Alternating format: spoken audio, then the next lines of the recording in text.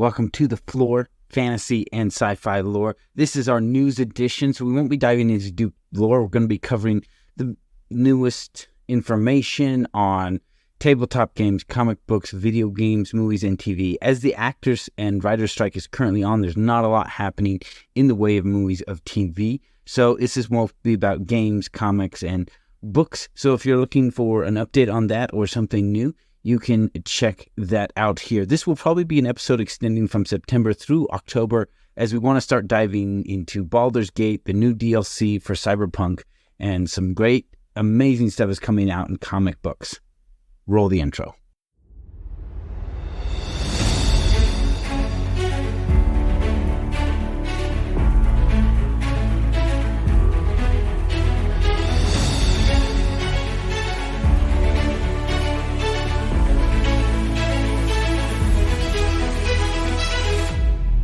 Do you remember the first story that was so spellbinding that it drove you to break the rules and stay up all night?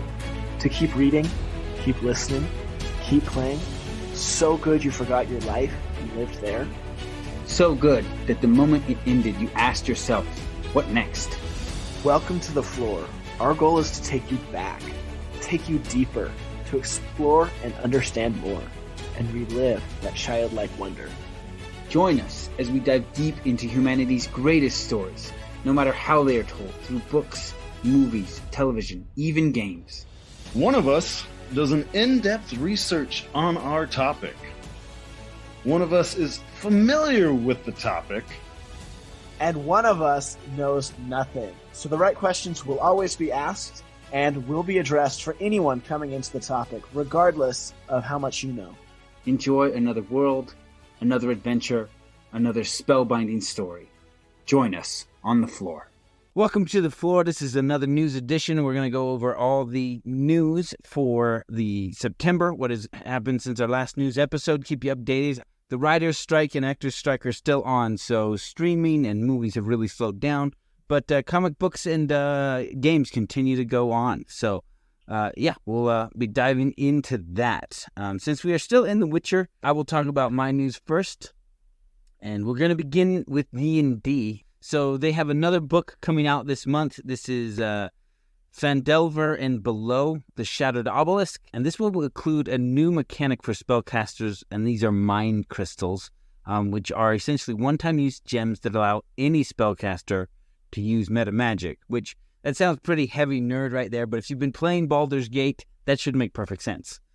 And as we're mentioning Baldur's Gate 3, it has been a huge hit for Larian, who expected 100,000 players at any one time, and they hit almost 900,000, becoming one of Steam's top 10 concurrently played games ever. That's impressive. It's impressive. So yeah, it's been a huge hit for them, and this is in a genre that historically has not done really as well as the live action game. So that was also another big interesting point. Like, not only has it hit these high watermarks, it's in a very different style of game than usually hit these high points. And then Baldur's Gate Gazetteer is being made into an individual book on multiple platforms. This is for Baldur's Gate. So I'll explain what that is and why you might be interested. So if you've been following the Flore, you know that we did the story and lore of Baldur's Gate, the Game 1, and Baldur's Gate, the Game 2. And now within D&D, those two games were such a big hit, they became canon.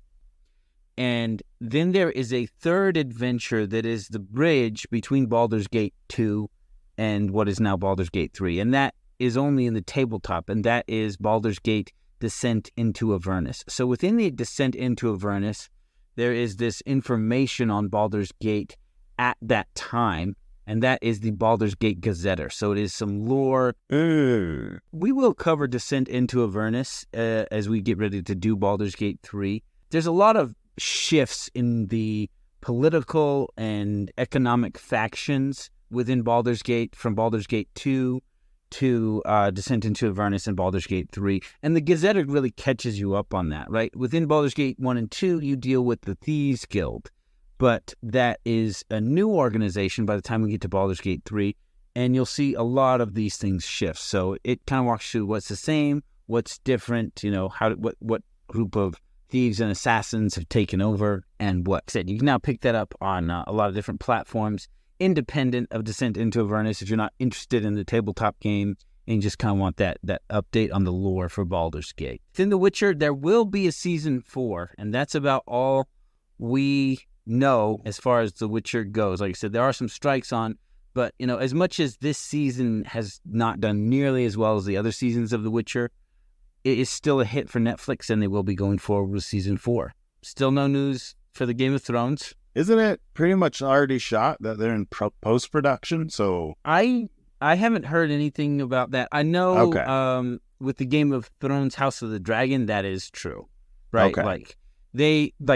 House of the Dragon season 2 isn't even post. House of the Dragon season 2 is ready for release, but because of the strikes, they don't want to be 2 years between House of the Dragon season 1 and season 2, and then 4 years, right? So they want to keep things kind of even. So until they know when they'll be able to release season 3, they won't decide when they're going to release season 2. Yeah. Gotcha. I love seeing the optimism that they think there'll be a season 3. Well, House of the Dragon was a huge hit. They knocked it out of the park with that one. Lord of the Rings, there is a new animated film in the series called The War of Rohirrim, and that will release in April 2024. And Magic the Gathering will be releasing Lord of the Ring cards as well. I heard a little tidbit on that. They've already released some of them, and Post Malone bought one of the rings, the one true ring. It's the only card of its kind, and he bought it for $2 million. Whoa. Jeez. I didn't know he was that into Magic. Yes, he does a lot of Magic. He does. He competes, he hosts events. Yeah, cool. He's big in the Magic scene. So in some other news, Wheel of the Time Season 2 has dropped on Amazon. I think they're still releasing. They released the first 3 episodes, and now they're dropping them one at a time after that. That's kind of their model. They hit you with a couple, 3, hook you, and then they slowly drip it out. So this is another piece of news. It's adjacent related to what we talk about a lot. So Unity is an engine that a lot of indie developers use to create their games. And they have recently made some huge changes to their pricing models that include taking a percentage of profits from developers. And so to kind of walk you through this, I'll mention Baldur's Gate 3 here, because Larian was a small indie studio for a long time until they finally knocked it out of the park with Baldur's Gate 3.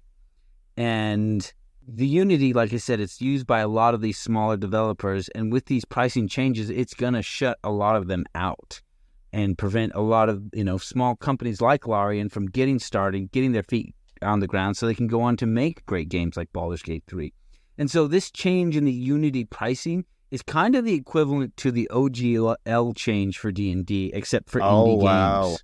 So it is huge and devastating for indie developers.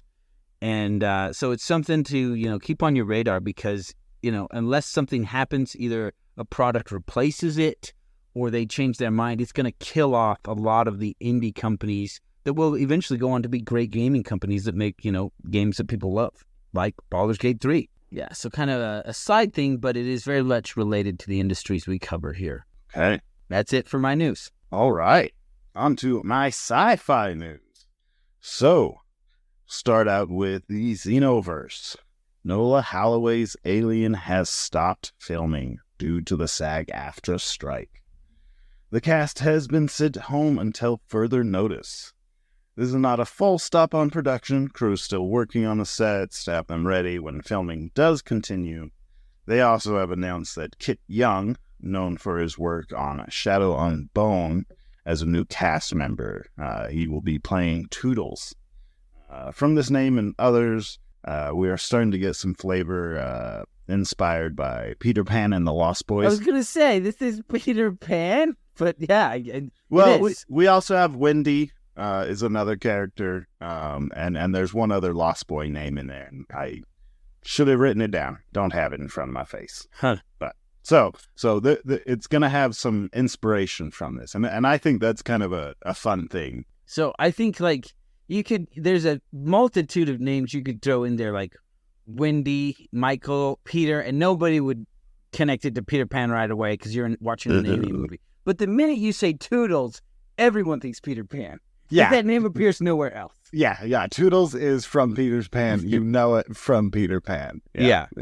We've talked about this Alien vs. Predator anime in the past. Fox sat on for a while. Now Disney's sitting on. And one Shinji Aramaki, one of the creators, talked about the setting, and he showed off some of the screenshots and designs from the series, and revealing that this takes place on a massive Predator immigration ship, involving multiple Yautja factions, as well as the title, Aliens vs. Predator Annihilation. This is an adaptation of the original Dark Horse AVP comics with Machiko. She's the one who kills Xeno in front of a predator and becomes blooded, joins them, and you kind of see the predator culture through her eyes, through human eyes. With this adaptations, there are changes, like instead of starting off as a rancher, she's starting off as an oil miner, and it's a bit more gritty feeling to it. And then there are more details that are revealed on the podcast Best TV Never Made podcast. I also think like an oil miner is like perfect for the alien world because there's like black goo and you don't know if that's just oil or if that's black alien goo. Oh, that's terrifying. See, my mind went to like, you use the oil to like slick yourself down so the acid doesn't eat you so fast. Oh, that's an interesting choice too. I wasn't thinking the terrifying thing of like, is it oil or is it the death of the universe? Like, right. Yeah. I feel like I know people like sometimes don't like things change from the original source material, but I feel like this is a good change because it introduces that other horror. Like especially like if before the alien shows up, you get an explosion and oil's splattered everywhere, and now you just don't know what this black stuff is. Yeah, that's pretty great. So, anyways, if you want to hear people diving more into it, Best TV Never Made podcast. They interview the creators Eric Caldron and Dave Baker. More Xeno news. Dead by Daylight just added the Xeno to their roster, so you can hunt your friends as a Xeno now. Yes, I have seen this. I've seen a couple people doing this and post of the image. I think there's a Ripley skin too for being hunted, right? Yeah. You can also play as Ripley as one of the survivors, and there's a special level where you got to use flame turrets. I think anytime somebody's the Xeno, there will be flame turrets that the survivors can utilize against the Xeno, the hunter. That's my Xeno news. Moving on to Dune. Dune Part 2 will be pushed back to March 15th, 2024. This is due to the strikes. This also will push back Godzilla x Kong, The New Empire, which was supposed to come out on March 15th. This will, in turn, push back the animation that you were talking about earlier, Lord of the Rings, War of Rohirrim. You're seeing these chain events that, a big show gets pushed back and everybody else is like, well, I don't want that date, I'm going to push back. Oh, I don't want that date anymore. Yeah, they don't want to compete. Yeah. And there's a collection of some Christmas movies. They've been asked, oh, are you guys pushing back as well? And they're like, we're just not going to speak at this time about it. Well, like with Christmas movies, like you have to do a Christmas, otherwise you got nothing. And then by next Christmas, it's going to be full of other movies. Yeah, it's a tough place to be in, but I think we're starting to see these reactions starting to happen, and I think it's a good sign for the strike. Yeah, I am honestly surprised that the studios haven't made a better offer to them yet, but I think a lot of it is ChatGPT. I think a lot of the studios are trying to be like, what can we get away with ChatGPT and AI art that we don't need people? Yeah. I think that is the only reason the strike has lasted this long, because otherwise those execs would be like, guys, we're losing money every day. Those people aren't in here making us money. Lego is going to be coming out with a Ornithopter. So if you like your Legos, you can have your Dune Legos now. So Dune Part 2 was set to be in IMAX for 4 to 6 weeks. Generally, movies are no more than 4 weeks, but mostly only stay in IMAX for 1 to 2 weeks. Now, with this pushback, that's hard to say. And before the pushback happened, the CEO of IMAX was saying that they won't push back. They've already reserved this 4 to 6 weeks. It's one of the largest reservations for IMAX, and so we haven't heard anything more from him. But there's a possibility that Dune doesn't go to IMAX now because of this pushback. Wow. Which would be such a waste because it's been shot in IMAX. Yeah. You know? Well, not like that, but I mean, we have no idea what the second one will look like, but the first one was just beautiful. I mean, a lot of desert. Yeah, can you imagine beautiful showing expanses. up at your buddy's house and just watching that thing on their little 40-inch screen? Like watching Dune, like in somebody's basement. You gotta watch it. You shoot on both film and IMAX. Yeah. I know, but it's Dune. Yeah, I really hope it does go to IMAX. That's where I want to see it, but we'll see what happens. One other thing about IMAX was Dune last year made 10% of their revenue for IMAX. So we'll see if it does come to IMAX this year, because that would be a huge draw. You know, it's hard to say. I don't know what these guys are thinking, but we will see. It's hard to say. More Dune news. So this one's more in real life. So in northern Utah, there's been a recent discovery of a 500 million year of a sea worm. And the person who discovered this sea worm calls it the Shai-Hulud shirkini. So Shai-Hulud is the giant worm in Dune. For those of you who are not fans of that specific series, so it is funny that he has named this ancient fossil the Shai-Hulud. That's awesome. It's a her. Lavine is her name. But yeah, so she must be looked at it.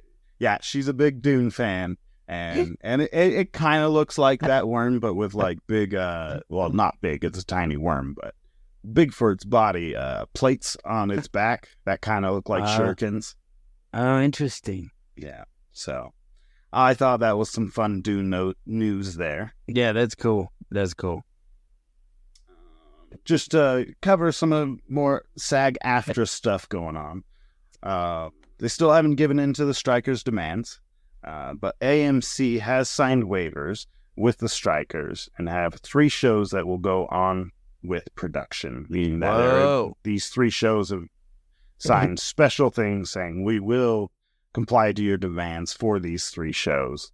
Those are, we have an interview with the vampire show coming out. Yes, I've heard about this. And then 2 Walking Dead spin-offs. One's Daryl Dixon, the hillbilly crossbow bolt, everyone loves him guy. Yeah. And then the other one is called The Ones Who Live. Those are in production with AMC and will go ahead and film and come on out. So, on to Cyberpunk news. With the new DLC to 2077, Phantom Liberty coming out September 26th, there's a lot of hype. Something they are offering right now is you can download the game and play for 5 hours for free to see if you want to buy the game. And you can also see if it's going to run on your system and all that. Right? Yeah, so that's kinda, see if it'll run on your system. Because they have upped the minimum standards you will need to run the game. We've just passed the 90-day notice that they put out, that you have to put out before upping the minimum requirement for a game. And so the update that will get the game ready for Phantom Liberty, this big update 2.0 I've talked about in the past, that's going to come out on September 21st. So you'll have just a few days, and then the DLC will come out. For the new update, you might want to take off all of your mods because they probably will not be ready for this large of an update. Right. Why is my game not working?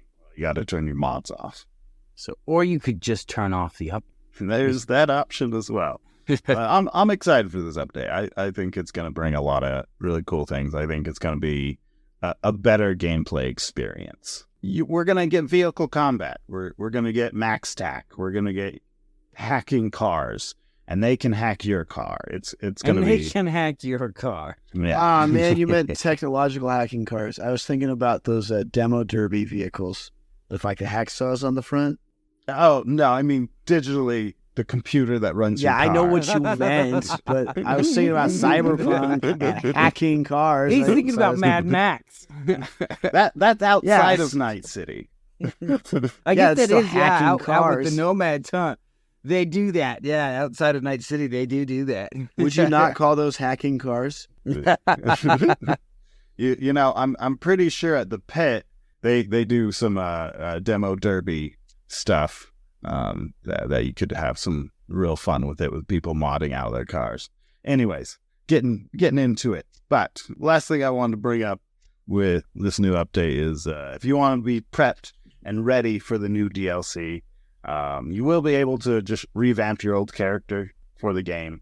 But if you want to start a new one, I suggest that you can, after the update, start your new character, play all the way up to and finish the mission with the Voodoo Boys, and then you will be right where you need to be to start the campaign Phantom Liberty. Oh, it's a whole campaign. Yeah, so we're expecting 30 to 40 plus hours of gameplay. Oh, jeez, I thought it was So- just like a little DLC. No, it's No, a this, whole nother This adventure. is like a whole nother adventure. Wow. You're going to get to go to space. There's a whole new district that You're opens gonna up. take place in the Moon Wars. the corporate wars? So, well, the corporate wars on the moon, right? So this is after the fourth corporate war. Can you throw rocks at Earth? I don't know if you go to Tycho. I think you go to the Crystal Palace, which is the last space station remaining after the fourth corporate war. Right, most of the stations go down during the fourth corporate war, which I know I haven't really covered with you guys, but that is a true thing. That sounds cool. Let's be honest, that sounds cool. So that is my news for this time. Aaron? Cool if you could throw rocks. I'm gonna see Aaron in Cyberpunk just picking up little fist-sized stones and hurl them towards the earth. Be like, what now? What now? Driving my hat car around. Yeah. You just see like Aaron crawls under the car and just like does like a squat launch of the car towards the earth. Be like, yeah, catch that. That's right. You can throw big stones on the moon. You can. You can Yeah, throw... yeah, you can get it. I mean, even with your own hands, yeah, you could do a decent throw with the low gravity. Yeah. Yeah. Can't remember if it's a tenth. I don't know if I can make it all the way to Earth. No, you just got to get it into Earth's gravitational pull, and it'll just pull it down for you. From the moon? From the moon, right?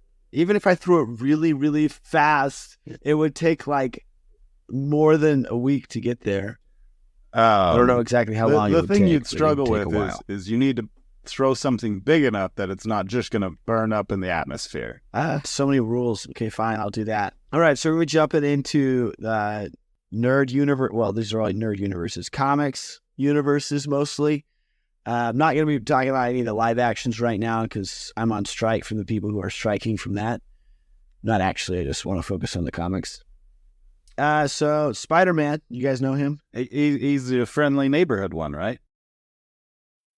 Yeah, he's the friendly neighborhood one. So that boy, he's, that guy, Spider-Man, is now getting a sidekick. So that'll be fun. We get a first look at Spider-Boy in his costume, and we're going to be getting some comics here soon. Thor, do you Certainly. guys know who Thor is?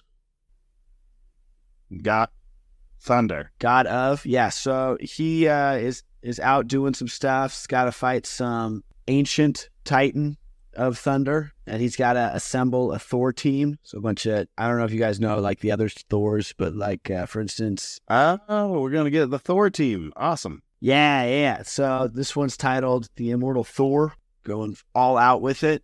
The writer who wrote this one, but he just did a long span on Hulk, and everyone loved the comics he released. So they're excited to see what he does with Thor. Jumping over to DC, we got a couple exciting things going on here. We've got first look at Batman of Zur-En-Arrh, whole different costume style.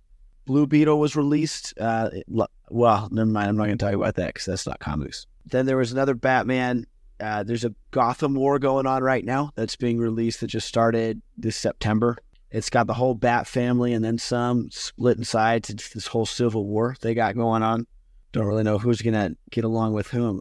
Basically, Catwoman started it all because she's kind of a butt. But it's a good story. And then In probably the most exciting news that I have is we're going to be getting a Justice League versus Godzilla versus Kong comic. We've gotten some teaser art for that. This was the one I was most excited for. So we're going to be seeing Superman versus Godzilla, Batman versus whoever, and I mean Wonder Woman will be there too. So you got your big three versus all of the MonsterVerse. So that one's going to be really, really fun. They're going to gang up on Godzilla? I don't know if they're... Well, I mean, Godzilla's team's going to be on his side, you know what I mean? So Godzilla has, like, Behemoth and kind of Kong sometimes. And so... Mothra. Kong could be like Batman. Yeah. So, like, they could all team up versus the Justice League, or Kong could just come in randomly and just start beating everybody up when everybody's weak and tired. Dude, you just said, like, Kong could be like Batman, and I just imagine like King Kong like stealthing around, and he just shows up and like looks at somebody in the eyes like Kong, and that's it. That's all it says. Well, let's look at it this way: Batman spent years learning how to be sneaky. If you remember the fight with Godzilla, Kong did try and hide and be sneaky and jump behind, like get behind him and jump on his back. He just hasn't trained like Batman. So if Batman trained him, bro, Kong would be friggin' terrifying. So I think the funny thing is, like, in the movies you don't see this, but in the comic books you see it all the time where Batman's like, I'm Batman. Like he says like all the time. Like there was a great one where Batman sneaks into Clark Kent and Lois Lane's house to talk to Superman, and Superman's like, I didn't even hear you sneak in. How is that possible? And Lois Lane's like, he's Batman. And Batman, of course, says, I'm Batman. He's like, no, I'm Superman. How is that possible? and again, Lois Lane repeats her line, he's Batman. But yeah. This should explain everything. Yeah, well, and that's like, anytime we do I don't understand. Yeah, anytime Bruce Wayne does anything, like that's how they explain in the comics. He's Batman. But it's just simple. Like this is what happened. So yeah, so I see King Kong like doing that. Like instead of saying I'm King Kong, he just says Kong, and that's that explains it. Like what just happened here? King Kong doesn't say Kong. He yells and beats his chest. He lets everybody know he's there. Just roars into their ear. But it'd have to be like acquired. Just but that's why Batman would train him. No, he could yell in their ear once he snuck up behind him. Like he could sneak all the way up to him. And they never hear him, and then he yells. Because that would probably shatter their eardrums anyways. Yeah. All right. Sorry, I took us down a long tangent there. That is the highlights. No, it's a great way to sum up my the wrap up for my universes. Plus, I mean, that's probably pretty accurate to what might happen in that comic. And I will be reading those comics and bringing them back to you guys. So we'll see if Joe was even close. All right. Well, thanks for listening. We hope you enjoyed the news, and it tells you kind of where to go to get your fix on the universes you're interested or something new to check out. Thanks for listening.